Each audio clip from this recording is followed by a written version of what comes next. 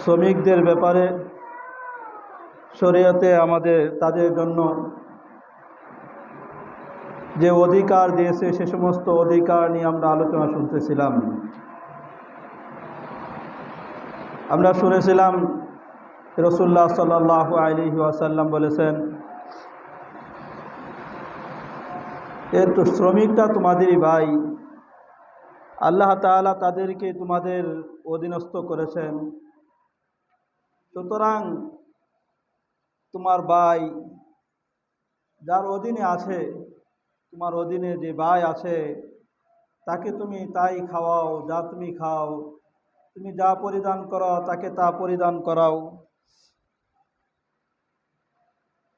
এরকমভাবে আরও বলেছেন যে তোমরা তাদেরকে সম্মান করো যেরকম তোমরা তোমাদের সন্তানদেরকে সম্মান করো। তাদের সাথে খারাপ আচরণ করলে যে পরিণতি শুনেছিলাম যে জাহান্নামের ধমকির কথা এসেছে, জাহান্নামের আগুনের স্পর্শ, জাহান্নামের আগুনে পূর্বে এ সমস্ত শাস্তির কথা বলা হয়েছে। আর তাদের পারিশ্রমিক দেওয়ার ব্যাপারে রাসূলুল্লাহ সাল্লাল্লাহু আলাইহি ওয়াসাল্লাম বলছেন যে তাদের শরীরের যে ঘাম আছে সেই ঘাম শুকানোর পূর্বেই তাদের পারিশ্রমিককে দিয়ে দেওয়া। রাসূলুল্লাহ সাল্লাল্লাহু আলাইহি ওয়াসাল্লাম আমাদেরকে আরও জানিয়েছেন যে শ্রমিকরা মানুষ কাজ করতে গেলে স্বাভাবিকভাবেই তাদের মাঝে ভুল হয়, ভ্রান্তি হয়।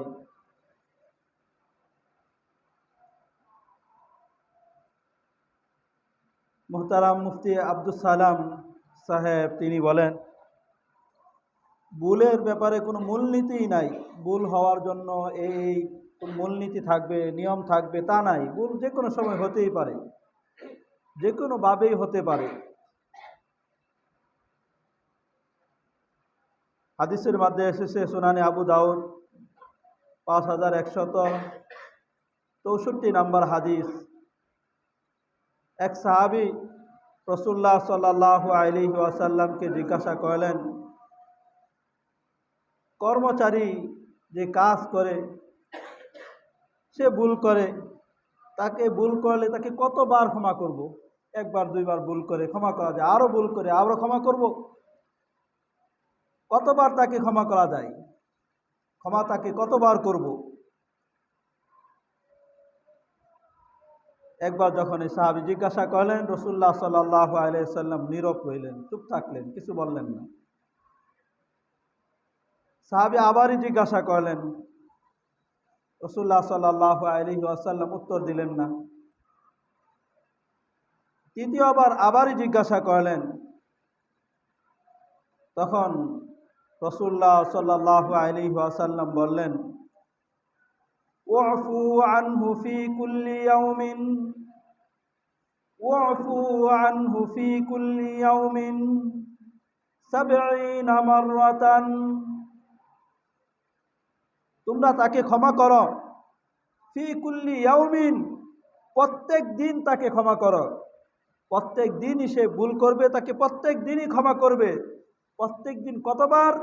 70 মাররাতান, 70 বারও যদি ভুল করে তারপরেও 70 বারই তাকে ক্ষমা করে। অথচ সেই শ্রমিকদের ব্যাপারে সব জায়গায় তাদের উপর জুলুম। 70 বার তো দূরের কথা, একবার ভুল হলে সেটার জন্য পানিশমেন্ট নেওয়া শুরু হয়ে যায়। অনেক জায়গায় তো তার বেতন কাটা যায় বা তার জরিমানা দেওয়া হয়, গালিগালাজ করা হয়। অফিসগুলোতে গালিগালাজ তো এটা স্বাভাবিক বিষয়, ভুল হয়েছে এর জন্য গালিগালাজ করবে, কটু কথা বলবে, স্বাভাবিক। যে তার জন্য জরিমানাও অনেক জায়গায় করা হয়। অথচ রাসূলুল্লাহ সাল্লাল্লাহু আলাইহি ওয়াসাল্লাম আমাদেরকে শিখিয়েছেন তাদেরকে ভুল করবে। ভুল এটা স্বাভাবিক, মানুষের হতেই পারে, হবেই। একটা মানুষ ইচ্ছা করে সবসময় ভুল করতে চায় না, হয়েই যায়, অনেক সময় হয়েই যায়, হয়েই গেছে, এজন্য তাকে মাফ করে দাও, ক্ষমা করে দাও। আমাদের ইসলাম এই শিক্ষা দিয়েছেন। জাহিলিয়াতের যুগে রাসূলুল্লাহ সাল্লাল্লাহু আলাইহি ওয়াসাল্লামের পৃথিবীতে আসার পূর্বে, দুনিয়াতে আসার পূর্বে অন্ধকারাচ্ছন্ন এক যুগ ছিল, মূর্খতার এক যুগ ছিল। সেই সময়ের মাঝে আরবরা তাদের শ্রমিকদের উপর, কর্মচারীদের উপর চতুষ্পদ জন্তুর সাথে যেরকম ব্যবহার করা হয় তেমন তারা ব্যবহার করত, এদের সাথে খারাপ ব্যবহার করত। রাসূলুল্লাহ সাল্লাল্লাহু আলাইহি ওয়াসাল্লাম যখন তাদের মাঝে আসলেন, তাদেরকে সেই নৈতিকতা শিক্ষা দিলেন, ইসলামের বাণী তাদের মাঝে পৌঁছাইলেন, ইসলামের শান্তির ধর্ম তাদের মাঝে পৌঁছলো।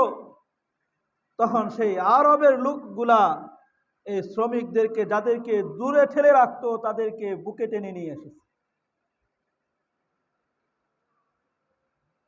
সেই শ্রমিকদেরকে তারা যা খেত তা খাওয়াতো, তারা যা পড়তো তা পড়াতো, এমনকি কোনো গোলামের সাথে খারাপ ব্যবহার হয়েছে, খারাপ ব্যবহার করে ফেলেছে।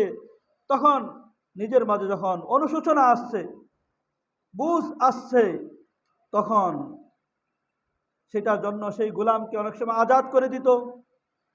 আজাদ না করলে সেই গোলামকে বলতো যে আমি তোমার উপর জুলুম করেছি, আমি তোমাকে যতটুকু কষ্ট দিয়েছি, এখন তুমি আমার কাছ থেকে সেই বদলা নাও, তুমি আমার কাছ থেকে সেই বদলা নাও। তখন তাদের মাঝে এই বুঝ চলে এসেছিল। ইসলাম তাদের কাছে যখন পৌঁছছে, শান্তির ধর্ম যখন তাদের কাছে পৌঁছছে, তাদের মাঝে তাদের দিলগুলা যখন সেই আখিরাতমুখী হয়েছে, আখিরাতের ফিকির যখন তাদের দিলের মাঝে ঢুকেছে, যে আমি যে তার সাথে, সে হতে পারে নিম্ন শ্রেণীর একটা লোক, আমি যে তার সাথে জুলুম করলাম, আমি যে তার সাথে অত্যাচার করলাম, আমি যে তার সাথে খারাপ ব্যবহার করলাম, আমি যে তার সাথে কথার মাধ্যমে আমি তাকে কষ্ট দিলাম, এটা তো আমাকে কাল কিয়ামতের ময়দানে আল্লাহ তাআলার কাছে হিসাব দিতে হবে। এই বান্দা যখন যদি আমার কাছে কাল কিয়ামতের ময়দানে দাঁড়িয়ে যায় যে সে তো আমাকে এভাবে কষ্ট দিয়েছে, এখন সেই কষ্টের বদলা না দেওয়ার আগ পর্যন্ত আমি তাকে জান্নাতে যেতে দিব না, তখন কি হবে? এই ভয় তাদের মাঝে যখন ঢুকেছিল, তখন তাদের মাঝে যখন ভয় ঢুকছে, ভয় ঢুকার কারণে তারা সেই অনুশোচনা হলে, কোনো সময় কষ্ট দিয়ে ফেলাইলেই, শ্রমিককে কষ্ট দিলেই, কোনো সময় কষ্ট দিয়ে ফেলালেও তারপরে তার কাছ থেকে ক্ষমা নিতেন, না হয় তাকে আজাদ করে দিতেন, না হয় তাকে প্রতিশোধ নেওয়ার জন্য তাকে উদ্বুদ্ধ করতেন।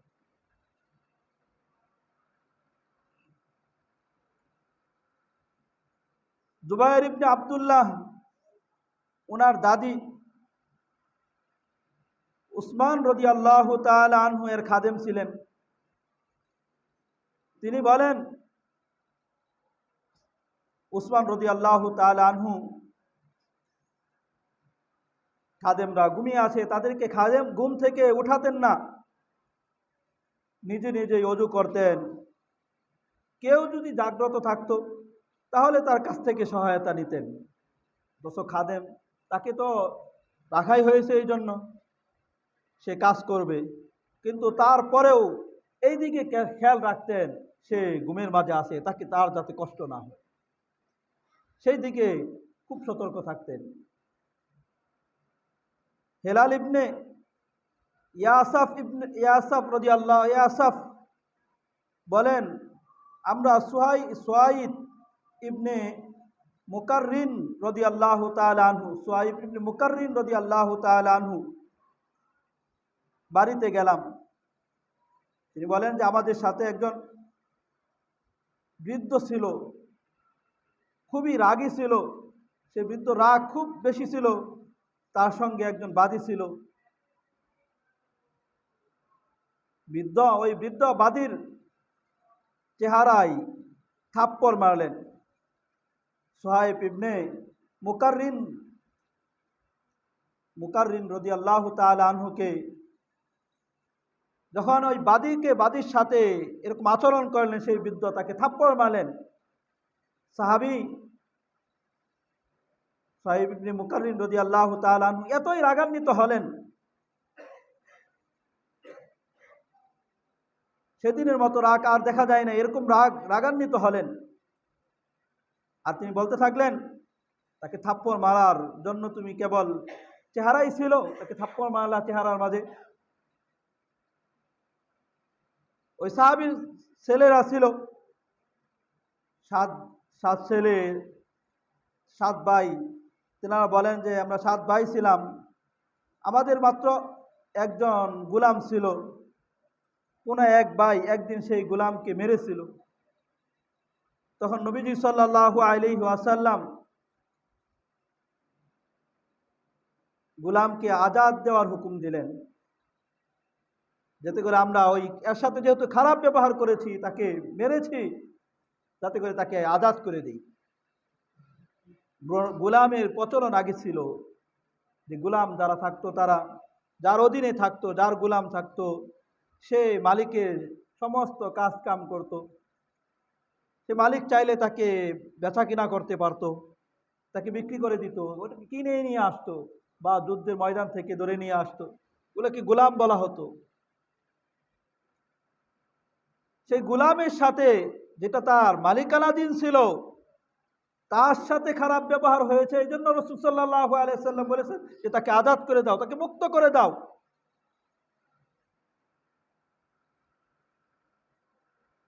এই হাদিসটি সুনানে আবু দাউদের মধ্যে এসেছে। সুনানে আবু দাউদের 5266 নম্বর হাদিসের মধ্যে এসেছে, সুহাইব ইবনে মুকাররিন রাদিয়াল্লাহু তাআলা আনহু এর ছেলে মুআবিয়া রাদিয়াল্লাহু তাআলা আনহু তিনি বলেন, লাতামতু মাওলানা, আমি একবার আমাদের এক গোলামকে থাপ্পড় দিয়েছিলাম। তিনি বলেন, আমি আমাদের এক গোলাম ছিল, তাকে গোলামকে থাপ্পড় দিলাম। ফাদাআ আবি, বলেন যে আমার বাবা ডাকলেন, ওয়াদাআনি ফাকালা, বাবা আমাকে এবং গোলামকে ডাকলেন। গোলামকে বলেন আমার কাছ থেকে প্রতিশোধ নিতে। গোলামকেও ডাকলেন, ছেলেকেও ডাকলেন। এখন গোলামকে বললেন যে হে গোলাম, তুমি কি করো, এই ছেলের কাছ থেকে প্রতিশোধ নাও, তুমি তার কাছ থেকে প্রতিশোধ নাও। এইভাবে রাসূলুল্লাহ সাল্লাল্লাহু আলাইহি ওয়াসাল্লাম সেই শ্রমিকদের, সেই খাদেমদের, গোলামদের অধিকারের ব্যাপারে, যে তারাও তোমাদের মতো ভাই, তাদের সাথে খারাপ আচরণ, তাদের সাথে দুর্ব্যবহার এমন যেন না হয়, রাসূলুল্লাহ সাল্লাল্লাহু আলাইহি সাল্লাম শিখাইছেন। আমরা তো সেই মেয়া দিবস হিসাবে, মে মাসের 1 তারিখে, যেটাকে আমরা শ্রমিক দিবস গত কাল আমরা পালনও করেছি, সমস্ত ফ্যাক্টরি বন্ধও ছিল। সেই সময় সকলেরই আওয়াজ থাকে, যে গতকালকে তো আমরা এই আওয়াজও শুনেছি যে শ্রমিক এবং মালিক সকলেই ঐক্যবদ্ধ হয়ে আমরা আমাদের দেশকে গড়ব। কিন্তু দেখা যায় মালিক যত ইচ্ছা ততই সেই শ্রমিকদের থেকে সে শ্রম নিবে, কিন্তু তার শ্রমের পারিশ্রমিক দিতে প্রস্তুত না। আর শ্রমিকও তার উপর তো আমানতদারি ছিল, যে আমি মালিকের যেই জায়গায় আমি শ্রম দিচ্ছি, সে মালিক আমার কাছ থেকে সেই শ্রমকে সে কিনে নিয়েছে এত টাকার বিনিময়ে। এটা আমার কাছে আমানত। সেই শ্রমিকরাও কি করে? সেই আমানতের খেয়ানত করে। আর স্লোগান যে ঐক্যবদ্ধ হয়ে আমরা দেশকে গড়ব, সেই স্লোগান শুধু ওই এক দিনের মাঝেই সীমাবদ্ধ থাকে। একটা দিনের মাঝেই, এই দিনকেই কেন্দ্র করে, এই দিনের মাঝেই শুধু এই স্লোগান থাকে। দেশের সর্বোচ্চ পর্যায়ে যারা আছে তারাও সেই স্লোগান, নিম্নমানের যারা আছে তারাও সেই স্লোগান। কিন্তু রাসূলুল্লাহ সাল্লাল্লাহু আলাইহি ওয়াসাল্লাম আমাদেরকে শুধু একদিনের জন্য সেই শ্রমিকদের হক তুমি আদায় করবে, তাদেরকে তাদের ন্যায্য মূল্য তাদেরকে পরিশোধ করবে, শুধু একদিনের জন্য বলেন নাই। রাসূলুল্লাহ সাল্লাল্লাহু আলাইহি ওয়াসাল্লাম আমাদেরকে বৎসরের 365 দিনই যাতে করে আমি আর আপনি সেই শ্রমিকদের সাথে ভালো ব্যবহার করি, তাদের হককে আদায় করি, তাদের সাথে গালমন্দ না করি, এই শিক্ষা রাসূলুল্লাহ সাল্লাল্লাহু আলাইহি ওয়াসাল্লাম আমাদেরকে শিখাইছে। অন্য জাতি বিজাতিরা সেই রসুলের সিরাত থেকে, রসুলের আদর্শ থেকে এই সমস্ত শিক্ষাকে গ্রহণ করে তারা তাদের সব দিক থেকেই তারা তাদের উন্নতির শিখরে পৌঁছেছে। কিন্তু আমি আর আপনি মুসলমান রাসূলুল্লাহ সাল্লাল্লাহু আলাইহি ওয়াসাল্লামের সিরাত থেকে শিক্ষা না নিয়ে সেই বিজাতি যারা আছে, বিধর্মী যারা আছে, তাদের অনুসরণ করতে গিয়ে নিজের ধর্মকে হারায়, নিজের রাসূলুল্লাহ সাল্লাল্লাহু আলাইহি ওয়াসাল্লাম সুন্নাহকে হারায়, সব থেকে দূরে সরে তাদের অনুসরণ, অন্ধ অনুসরণের পিছনে লেগে আছে। রাসূলুল্লাহ সাল্লাল্লাহু আলাইহি ওয়াসাল্লাম শুধু শ্রমিক যারা আছে তাদের অধিকারীর কথাই বলেছেন তেমন না। রাসূল সাল্লাল্লাহু আলাইহি ওয়াসাল্লাম মালিক যারা আছেন তাদের কথাও, মালিকের অধিকার কি তাও রাসূল সাল্লাল্লাহু আলাইহি ওয়াসাল্লাম জানিয়েছেন। উভয় পক্ষ যদি একজন আরেকজনের অধিকারগুলাকে আদায় করে, একজন আরেকজনের হকগুলাকে আদায় করে, তাহলে দেখা যাবে দেশের মাঝে, আমাদের মাঝে শান্তি বিরাজমান করবে, আমাদের মাঝে বিশৃঙ্খলা থাকবে না। এর জন্য মিছিল মিটিং কোনো কিছুর প্রয়োজন হবে না, বরঞ্চ জান্নাতি এক পরিবেশ কায়েম হয়ে যাবে। দুনিয়ার মাঝে, সারা পৃথিবীর মাঝে দেখা যায় কোথাও দাঙ্গা হাঙ্গামা, বিভিন্ন জেল জুলুম অত্যাচার, এগুলা হওয়ার পিছনে একটাই কারণ, দেখা যায় একজন আরেকজনের হকগুলাকে পুরোপুরিভাবে আদায় করে না। ছেলে তার বাবার হক আদায় করে না, বাবা তার ছেলের হক আদায় করে না, মালিক তার কর্মচারীর হক আদায় করে না, কর্মচারী তার মালিকের হক আদায় করে না। প্রত্যেকটা ক্ষেত্রেই যিনি দেশ পরিচালনা করেন, দেখা যায় সে কিভাবে শোষণ করে শ্রমিক জনগণের কাছ থেকে চুষে নিয়ে যাবে সেই চেষ্টায় থাকে, জনগণের হক আদায় করবে সেই ব্যাপারে কোনো খেয়াল থাকে না। এরকমভাবে জনগণ যারা আছে তারাও তাদের হক আদায় করে না।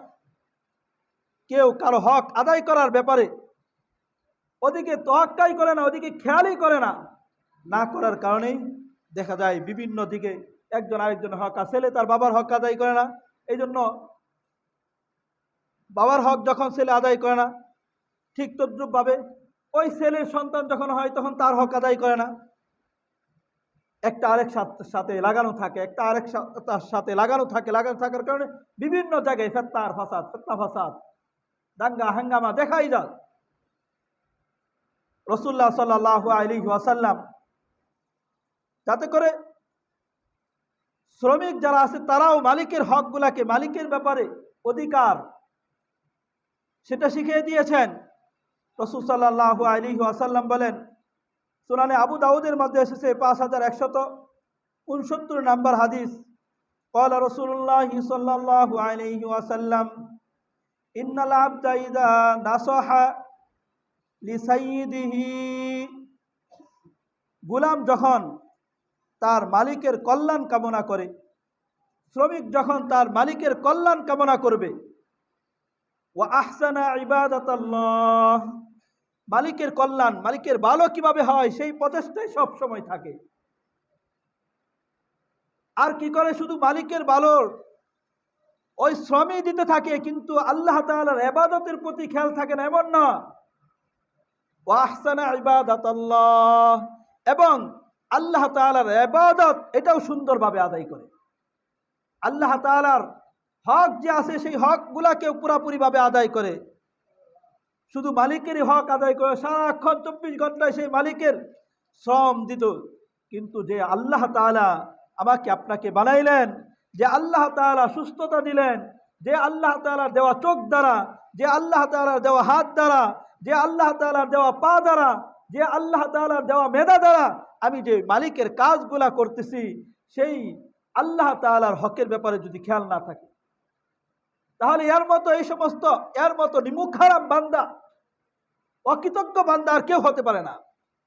নিজের দুনিয়ার সমস্ত কিছুই বুঝে, নিজের দুনিয়া জিন্দিগি যাপন করার জন্য, নিজের দুনিয়া জিন্দিগি সাজানোর জন্য, নিজের কিভাবে দুনিয়াতে উন্নতি থেকে উন্নতি শিখরে পৌঁছতে পারে সব বুঝে, ভালোভাবেই বুঝে, কিন্তু যে আল্লাহ তাআলা তাকে সেই উন্নতির শিখরে পৌঁছার জন্য মেধা দিলেন, শক্তি দিলেন, সেই আল্লাহ তাআলা হকের ব্যাপারে, আল্লাহ তাআলার হক আদায় করার ব্যাপারে অকৃতজ্ঞ থাকে, আল্লাহ তাআলার হক আদায় করে না, আল্লাহ তাআলার বিধানগুলা মেনে চলে না, বলে যে এর মতো অকৃতজ্ঞ আর কেউ হতে পারে না। রাসূল সাল্লাল্লাহু আলাইহি ওয়াসাল্লাম বলেন, ইন্নাল আবদা ইযা নাসাহা লি সাইয়্যিদিহি, গোলাম যখন শ্রমিক যখন তার মালিকের কল্যাণ কামনা করবে, ওয়া আহসানা ইবাদাতাল্লাহ, এবং আল্লাহ তাআলার ইবাদতও ভালোভাবে করবে, রাসূল সাল্লাল্লাহু আলাইহি ওয়াসাল্লাম বলেন, ফালাহু আজরুহু মাররাতাইন, তাহলে আল্লাহ তাআলা তাকে ডাবল সওয়াব আল্লাহ তাআলা দিবেন। সুবহানাল্লাহ, ডাবল সওয়াব আল্লাহ তাআলা তাকে দিবেন। এখন একটা শ্রমিক যে সব সময় জেহেনের মাঝে এই শিক্ষাকে, রাসূল সাল্লাল্লাহু আলাইহি সাল্লামের এই শিক্ষাকে নিজের মাঝে রাখে, যে রাসূল তো আমাকে এটা শিক্ষা দিয়েছেন যাতে করে আমি আমার যে মালিক আছে তার কল্যাণ কামনা কিভাবে হয়, তার ভালো কিভাবে হয়, সেই প্রচেষ্টায় যদি থাকে, তাহলে সে কোনো সময় সে কাজের ক্ষেত্রে খেয়ানতি করবে না, কোনো সময় তার মালিকের সম্পত্তিকে নষ্ট করার ক্ষেত্রে কোনো সময় খেয়াল করবে না, ওটাকে চুরি করে, ওটাকে নষ্ট করা, ওটাকে বাজেয়াপ্ত করা, বিভিন্ন জিনিস, এগুলা কোনো কিছুই কি করবে না, চেষ্টা করবে না। এই শিক্ষা যখন থাকবে, রাসূলুল্লাহ সাল্লাল্লাহু আলাইহি ওয়াসাল্লামের সেই সিরাত থেকে আমাদের শিক্ষা গ্রহণ করা, যাতে করে আল্লাহ তাআলা আমাদের সকলকেই, আমরা যারা শ্রমিক আছি তারাও যাতে মালিকের হকগুলাকে আদায় করতে পারি, যারা মালিক আছে তারাও যাতে সেই শ্রমিকের হক আদায় করতে পারে, সেই তৌফিক আল্লাহ তাআলা সকলকেই দান করে। সকলে বলি আমিন। এখন হলো যে রাসূলুল্লাহ সাল্লাল্লাহু আলাইহি ওয়াসাল্লামের সিরাত থেকে, যদি যে রাসূলের সিরাত, রাসূলের জীবনী থেকে, রাসূলের আদর্শ থেকে সকলেই যদি সেই জায়গা থেকে শিক্ষা গ্রহণ করে, তাহলে যেরকমভাবে রাসূলুল্লাহ সাল্লাল্লাহু আলাইহি ওয়াসাল্লামের জামানায়, সাহাবে কেরামের জামানা, তাবিঈনদের জামানা, তাবিঈনদের জামানা, আইম্মায়ে মুজতাহিদদের জামানা এক সোনালী এক যুগ ছিল, যেই সময় সোনালী এক যুগ না ছিল দাঙ্গা হাঙ্গামা, চুরি রাহাজানি, কেউ কারো ব্যাপারে কোনো একজন নারী তার উপর খেয়ানত করাবে সেই ভয় কোনো সময় করতো না। যেমন এক যুগ ছিল সেই সময়, সেই যুগে তারা যেই ছায়াতলে ছিল, আমি আর আপনি যদি এখন সেই রাসূলুল্লাহ সাল্লাল্লাহু আলাইহি ওয়াসাল্লামের সেই সিরাতকে সামনে রেখে সেই থেকে আমি আর আপনি যদি আদর্শকে গ্রহণ করতে পারি, তাহলে আমাদের এখনও যদি এইভাবে চলতে পারি আমরা সকলেই, তাহলে এখনও আমাদের মাঝে সেই স্বর্ণের যুগ, সেই সোনালী যুগ আমাদের মাঝে পরিণত হবে। কিন্তু বড়ই আফসোসের বিষয়, না আমরা নিজেরা প্রস্তুত আছি, না আমাদেরকে যারা পরিচালনা করায় তারা প্রস্তুত আছে, কেউ সেই রসুল সাল্লাল্লাহু আলাইহি ওয়াসাল্লামের আদর্শকে মেনে চলতে কেউ প্রস্তুত না। অথচ দাবি করি রসুলের উম্মত, অথচ রসুল সাল্লাল্লাহু আলাইহি ওয়াসাল্লামের উম্মত বলে গর্ববোধ করি, অথচ রসুল্লাহ সাল্লাল্লাহু আলাইহি ওয়াসাল্লাম উম্মত বলে সব সময় দাবি করি, আশেকে রসুল দাবি করি, কিন্তু রসুলের সুন্নাহ মানতে কোনো সময় প্রস্তুত হই না। তাই আমাদের মাঝে,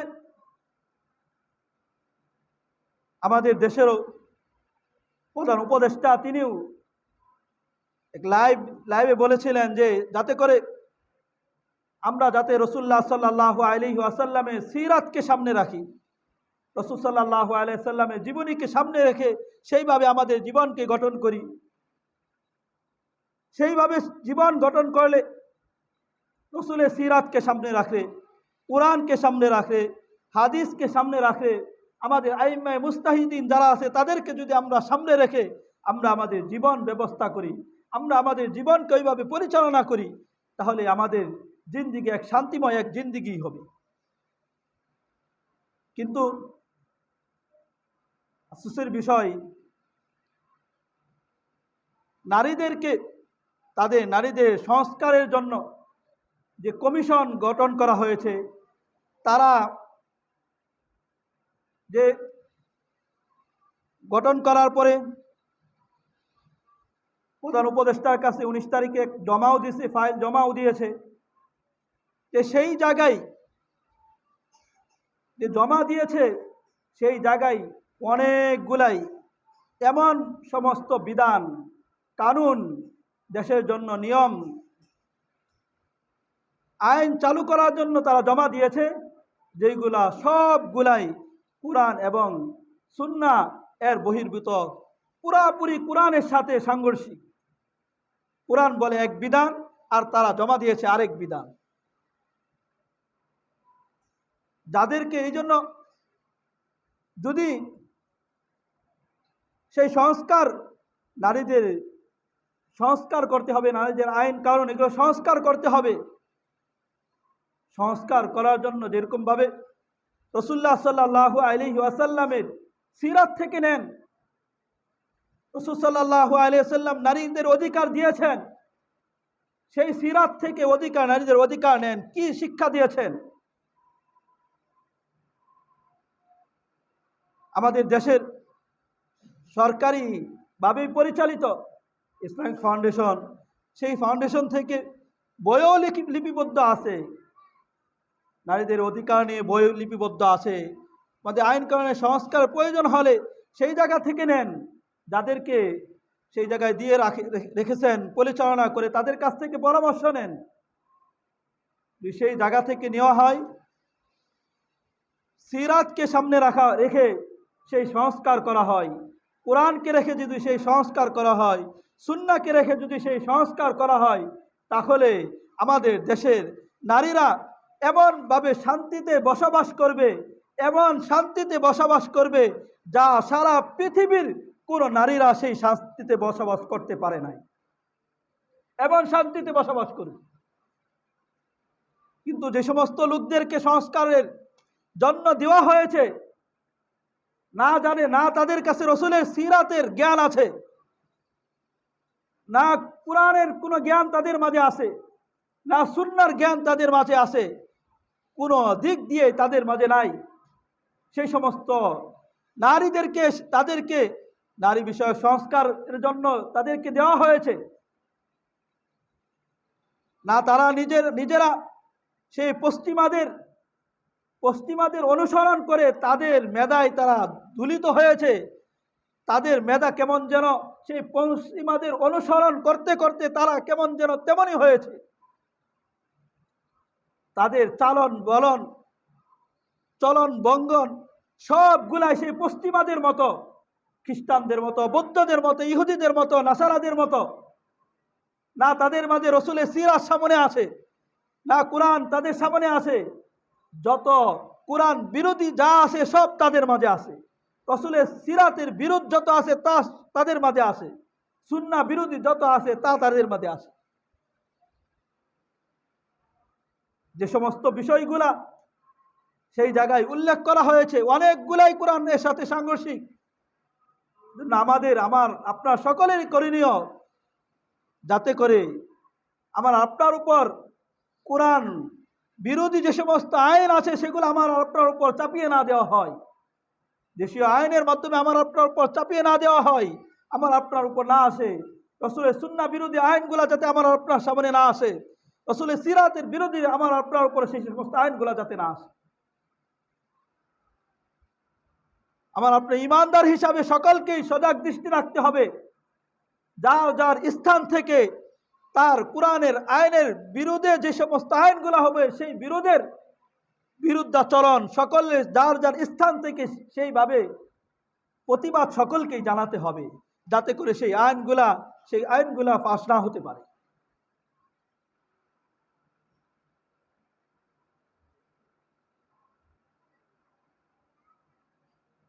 আমরা মনে করি পশ্চিমাদের থেকে তাদের কালচার, তাদের বেহায়াপনা, তাদের সুদ, তাদের ঘুষ, তাদের যত বেহায়াপনা আছে, অশ্লীলতা আছে, এই কারণেই হতে পারে তাদের পশ্চিমা যারা আছে তাদের দাপট, তাদের সামরিক শক্তি, তাদের বিভিন্ন শক্তি হতে পারে তাদের এই কারণেই। না, তাদের যে শক্তি আছে সেই শক্তি এই সমস্ত কারণে নয়। তাদের যে সামরিক শক্তি বা তাদের যে দাপট, এই সমস্ত তাদের যে সমস্ত শক্তিগুলা তারা অর্জন করেছে এগুলো আমাদের থেকে ধার নিয়েই তারা করেছে। সেগুলা আমাদের মাঝে ছিল কিন্তু আমরা সে থেকে দূরে। আল্লাহ তাআলা তাদেরকে যে শক্তি দিয়েছেন এগুলো আল্লাহ তাআলা দুটা কারণে। এক, আমরা দিন থেকে, আমরা ইসলাম থেকে দূরে থাকার কারণে। এ থেকে আমরা দূরে, ইসলাম থেকে আল্লাহ তাআলার বিধানের উপর উঠতে রাজি না, আল্লাহ তাআলার দ্বীনের উপর চলতে রাজি না, আল্লাহ তাআলার কুরআন সুন্নাহর উপর চলতে রাজি না, আল্লাহ তাআলার হুকুমের উপর উঠতে রাজি না, চলি না। যদিও মুসলমান কিন্তু আল্লাহ তাআলার বিধান মানি না, যদিও দাবি করি রাসূল সাল্লাল্লাহু আলাইহি ওয়াসাল্লামের উম্মত দাবি করি, কিন্তু রাসূল সাল্লাল্লাহু আলাইহি ওয়াসাল্লামের সুন্নতের উপর করতে রাজি না, চলতে রাজি না। তাই আল্লাহ তাআলা আমাদেরকে সেই বিজাতিদের উপর এক শক্তি আল্লাহ তাআলা দিয়েছেন, তাদেরকে আমাদের শক্তি তাদেরকে দিয়েছেন। আমরা যদি মুসলমানরা আল্লাহ তাআলার বিধানের উপর পুরোপুরিভাবে উঠে যেতাম, রাসূল সাল্লাল্লাহু আলাইহি ওয়াসাল্লামের সুন্নাতের উপর পুরোপুরিভাবে উঠে যেতাম, তাহলে মুসলমান সকলে যদি ঐক্যবদ্ধ হয়ে এক হয়ে থাকতো, তাহলে মুসলমানদের উপর কোনো বিজাতি চোখকে উঠে তাকাবে সেই শক্তি তাদের মাঝে থাকলো না। কিন্তু আমরা সেই দিন থেকে, রাসূলের সুন্নাহ থেকে, ইসলাম থেকে দূরে থাকার কারণে, আমরা আমাদের মাঝে বিশৃঙ্খলা থাকার মাঝে, আমরা আমাদের ঐক্যকে নষ্ট করার কারণে এখন তারা আমাদেরকে যেইভাবে ইচ্ছা সেইভাবে আমাকে চালায়। আমাদের উপর জুলুম, অত্যাচার, নিপীড়ন সব সময় আমাদের চার দিক থেকে শোনা যায়। কোথাও ফিলিস্তিনের মুসলমানদের উপর হামলা, কোথাও আরাকানের মুসলমানদের উপর হামলা, কোথাও ভারতের মুসলমানদের উপর হামলা, কোথাও কাশ্মীরের মুসলমানদের উপর হামলা। কারণ কি? একটাই, আমি আর আপনি সেই দিন থেকে দূরে, আমি আর আপনি সমস্ত মুসলমান তারা সকলেই তারা ঐক্যবদ্ধ থাকা উচিত ছিল, তারা তাদের ঐক্যকে ছিন্ন করে ফেলেছে। আমরা আমাদের দিন থেকে দূরে, কিন্তু যদি আমরা আমাদের দ্বীনের উপর পুরোপুরিভাবে অটল থাকতাম, রাসূলুল্লাহ সাল্লাল্লাহু আলাইহি সাল্লামের জামানায়, সাহাবায়ে কেরামের জামানায়, সাহাবায়ে কেরাম তারা পুরোপুরিভাবে দ্বীনের উপর অটল ছিল। সেই সময় কোন কাফের মুশরিকরা উমর রাদিয়াল্লাহু তাআলা আনহুর জামানায়, আবু বকর রাদিয়াল্লাহু তাআলা আনহুর জামানায়, তাদের জামানায় কোন কাফের মুশরিকরা থরথর করে কাঁপতে থাকতো, তাদের উপর চোখ উঠে তাকাবে সেই সাহস তাদের জামানায় ছিল না। আমরা আমাদের সেই সোনালী যুগ থেকে দূরে তাদের সাহাবায়ে কেরামের তাদের অনুসরণ ছেড়ে আমরা সেই পশ্চিমাদের অনুসরণ শুরু করেছি। প্রত্যেকটা ক্ষেত্রে তাদের অনুসরণ করি, আমার চলা ফেরা, উঠা বসা সব ক্ষেত্রেই সেই পশ্চিমা তাদের অনুসরণ। অথচ তারা আমাদের চিরশত্রু, তাদের বিরোধিতা করা, সব সময় তাদের বিরোধিতা করা উচিত ছিল। 2 নাম্বার কারণ হলো, আমাদের রাসূলুল্লাহ সাল্লাল্লাহু আলাইহি সাল্লাম আমাদেরকে যে শিক্ষা দিয়েছিলেন, তোমরা ব্যবসার ক্ষেত্রে আমানতদারি রক্ষা করো, তোমরা ব্যবসার ক্ষেত্রে সততার সাথে ব্যবসা করো, মানুষকে ভালো জিনিস দাও, মানুষকে খারাপ পণ্য দিও না। এই সমস্ত শিক্ষা রাসূলের ছিল। কিন্তু আমি আর আপনি এই সমস্ত শিক্ষাকে ছেড়ে যত খেয়ানতদারি, যত জুলুম অত্যাচার সব এগুলা নিয়ে এসেছি। আর ওই পশ্চিমার তারা ওই সমস্ত শিক্ষাকে আমাদের কাছ থেকে নিয়ে তারা গ্রহণ করার কারণে তাদের এই দাপট, তাদের এই শক্তি, তাদের এই এত উন্নতি এই জন্য নয়, তাদের বেহায়াপনার কারণে উন্নতি নয়, তাদের যে সামাজিক যে ভ্রাতৃত্ব, সামাজিক ভালোবাসা মহাব্বত, এগুলা তাদের কাছ থেকে অনেক আগেই চলে গিয়েছে। আমাদের মাঝে মুসলমানদের মাঝে যে ভালোবাসা মহাব্বত আছে, পরস্পরের মাঝে ভাই বেরাদরের মাঝে মহাব্বত, সামাজিকভাবে যে মহাব্বত, এই সমস্ত তাদের কাছে দুর্লভ বিষয়, তা তারা কল্পনাও করতে পারে না।